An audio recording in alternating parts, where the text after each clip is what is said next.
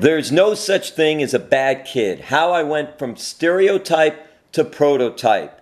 Through ECW Press and WWE, it's the story of Thaddeus Bullard, aka WWE Superstar Titus O'Neil. Thank you so much, Titus. Was there an incident or moment later in life that occurred that made you decide, hey, it's time for me to write this book?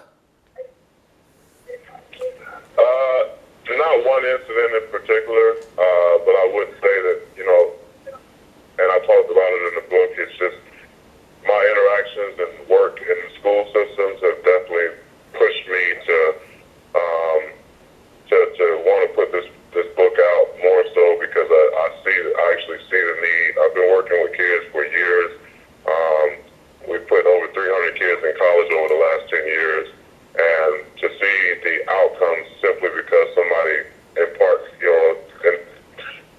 their life at the right time in the right way, changed their whole family's generational issues, whether it be some generational poverty in education, financially, or whatever it may be. So it gave me a chance to just sit down and kind of say, all right, this is where I came from.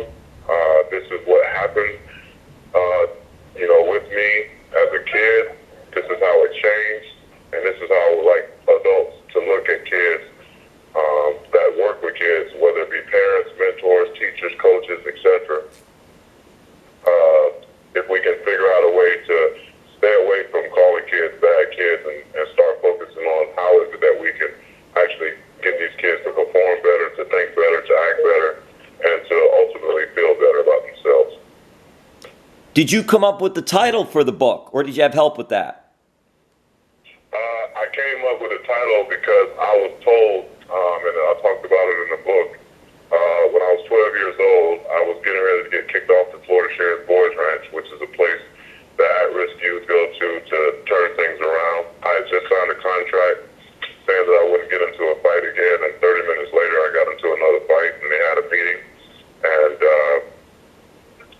they convened the meeting by saying that I was going to be discharged from the program and get sent home. And Patrick Minogue, who I mentioned in the book as well, who was the area director for the program, saw me in the office and he said, why do you think it is you get in trouble all the time, And I said, I don't know, man. I had my head down and I said, I don't know, man. I'm just a bad kid. I've been told I would be dead or jail by the time I'm 16. And I don't know. I'm just a bad kid. And he told me to lift my head up, and he said, there's no such thing as a bad kid. And I said, what do you mean? How can you say that? I've been told I'll be dead or jail by the time I'm 16 years old. And he said, I'm not going to give you the answer to that because I truly believe in my heart that you are going to turn things around, and I'm not going to send you home because I feel like that would set you on a path for destruction. And I know I'm going to anger a lot of people here by going against the decision that's already been made to send you home. But you'll figure out that answer because you're going to turn things around. In the meantime, I'm going to tell you that I love you and I believe in you. Well, in that instance, both cases, number one, by him telling me there's no such thing as a bad kid, he gave me confidence to understand that, everybody doesn't look at me in a negative light. And he was one of those people that didn't look at me in a negative light. And then the other thing was by him telling me that he loved me and that he believes in me. Well, a lot of people had told me that they loved me, but then turned around and abused me, beat me, cussed me, whatever it may be. But nobody had ever told me that they believed in me. They never thought that I would graduate from high school. I definitely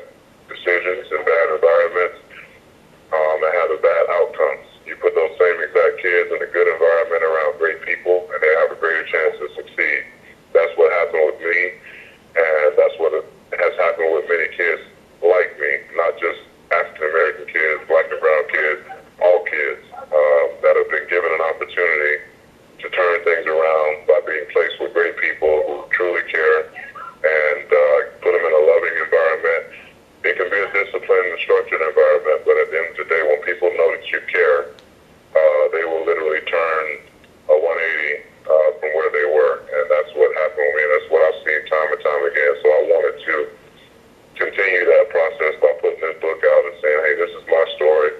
This is where I came from. This is what I believe we should all be doing, especially those that are working with kids. Titus, how long did it take to write it? You worked with writer Paul Guzzo, and did you have any notes or anything from the past, or was it just everything by memory, or did you have some things written down already? No, it took me about 3.5, 4 months, mainly because I needed to sit down with Paul and kind of go over the structure of what I wanted to put out and how we wanted to do it. And then also, too, there was a lot of stuff that I had forgotten. But because he talked to some people from my past that were at the boys' ranch when I was there, that was at my high school football coach, I was able to remember a lot of things that I had forgotten, and then I placed that stuff in the book because I felt like it was pivotal in being able to tell my story. Was it challenging at all to look back at some of the past like that? It was. It was challenging in some cases because when you think about certain instances in your life, sometimes, of course, some will bring out very negative images of your past and make you feel a certain kind of way. But a lot of the stuff that I had a chance to reflect back on and remember, it really brought a smile to my face when I started writing it, because I was laughing about like things that like my mom, she used to cook egg noodles all the time with everything. Egg noodles with neck bones, egg noodles with chicken, egg noodles with gizzards, egg noodles with all of that. And I don't eat egg noodles to this day. And just to think back on those meals as I'm telling this part of the story in the book, it made me laugh because my kids could love egg noodles and I would never know it because I never cook them at the house. Hey, the turnaround for you, would you say, and in reading some of the book here already, did it stem from a social worker, football, and your mom? Or were there more to it than that? I know you've had coaches in football and the boys' ranch, but I'm wondering if the turnaround stemmed from the social worker, football, and your mom. I think the turnaround was a process and a team effort between the social worker, the local law enforcement agency. My mom, I don't know how much she impacted, like, them being able to get me into the boys' ranch. They skipped me ahead of a lot of people. The list is 1,000 names long. And so for the sheriff at the time to hurry up and sign me up and approve for me to go, that was huge, you know. And then my Pop Warner coach, he kept me out of trouble because when I got suspended from school, I'd have to go to the police department and write sentences all day and get treated pretty much essentially like a prisoner. But at least I was in the safe confines of the police. My mom, her biggest contribution was the early struggle and just the decision that she made at an early age of 11 years old to have me, despite the fact that she was raped, she didn't have to. She was told that she should get an abortion. She was actually driven to Boynton Beach to get an abortion, and she refused to do it and got kicked out by my grandmother, got kicked out of the house. And, now you have this young woman who's not even a teenager yet and pregnant, needing a place to stay. And fortunately, she found a place to stay with a friend and had me, gave birth to me, and the rest is history. Like I said, it's hard to pinpoint one person or another because it was a series of people and instances that kind of led me to where I am today. And your mom struggled, but your mom worked, and she did her best. And as you said, she was so young when she had you. You were raised in poor neighborhoods in Boynton Beach here in South Florida. Drugs were rampant. You mentioned in your book you even saw a friend's father killed. How did you stay away from drugs? I just, because I saw the reactions and the just, I was around people that did drugs, and I just never wanted to be in that condition at all. I was around people that were alcoholics, even some that were in my family, even drug addicts that were in my family. And I just never wanted to be in that space at all. And to be able to know that that's not what I wanted, even though I was a child that misbehaved a lot. That in itself, to this day, is still a very vivid memory of mine. Not only witnessing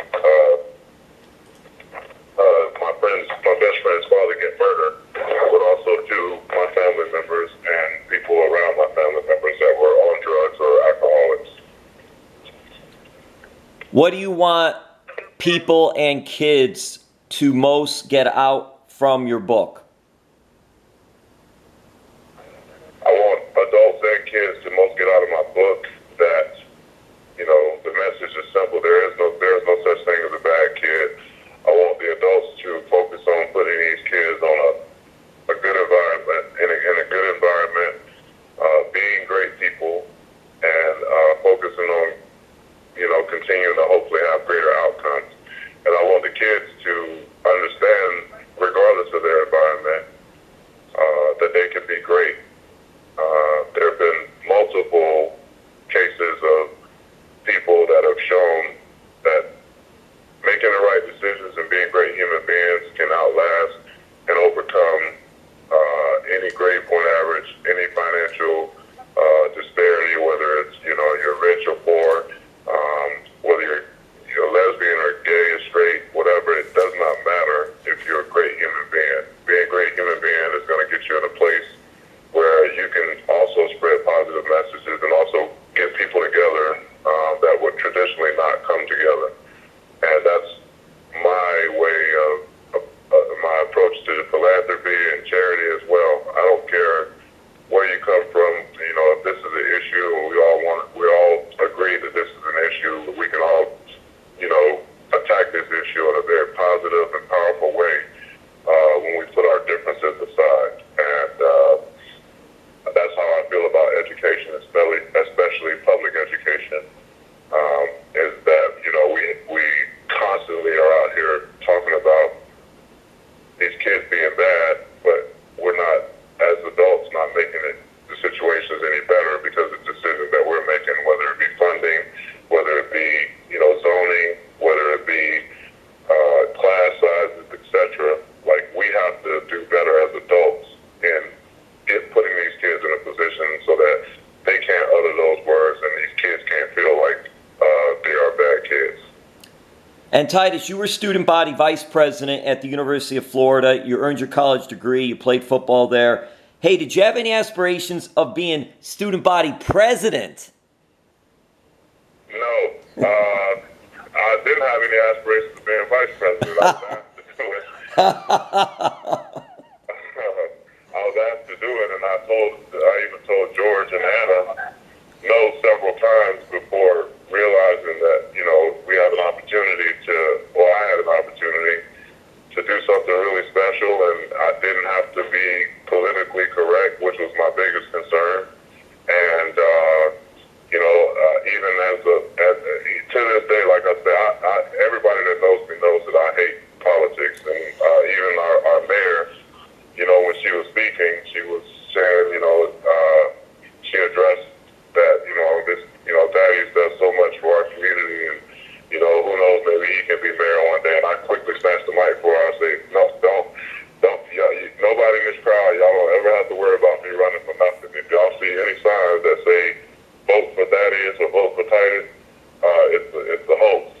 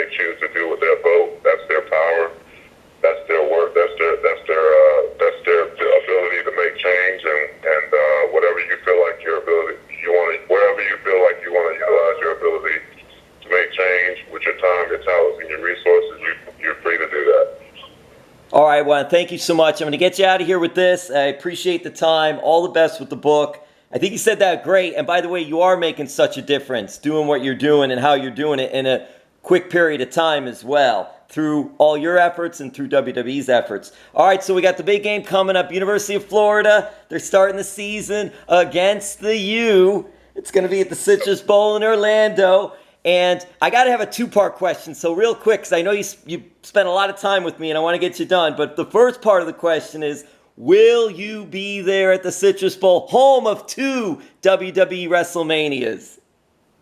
I will be in Orlando on the sideline representing the University of Florida and cheering for the University of Florida Gators. And how did you not get Vince Wilfork to go with the Gators instead of the U? His mother helped you out a lot, and you do talk to him and everything. But what happened? Delray rocks, and he ends up at the U. You were at the Florida. What happened? How come you didn't get the Vince there? Well, I was in North Florida when he made that decision, so they couldn't have much influence on his decision. And at the time, the U was just a very popular place to go, and it was a lot shorter drive than Gainesville for him, being in Boynton Beach. So I think he made the right decision for himself. He ended up doing pretty damn well for himself, and I made the right decision for myself. And ultimately, we both choose very shining examples of pride, love, and respect for Boynton Beach. A lot of people can't speak about Boynton Beach without mentioning either my name or his name, so it's good. We only have a handful of people, Otis Thorpe and Vince and myself and the Dobar family and a couple others, but we both made a good decision for ourselves, and we both bring a lot of pride to a lot of people. Well, there you go. All the best, very much so, for Titus O'Neil. And hey, go Delray Rocks. Yeah, go Delray Rocks. I'll always be a rock. We can agree on that one. Thank you so much, Titus.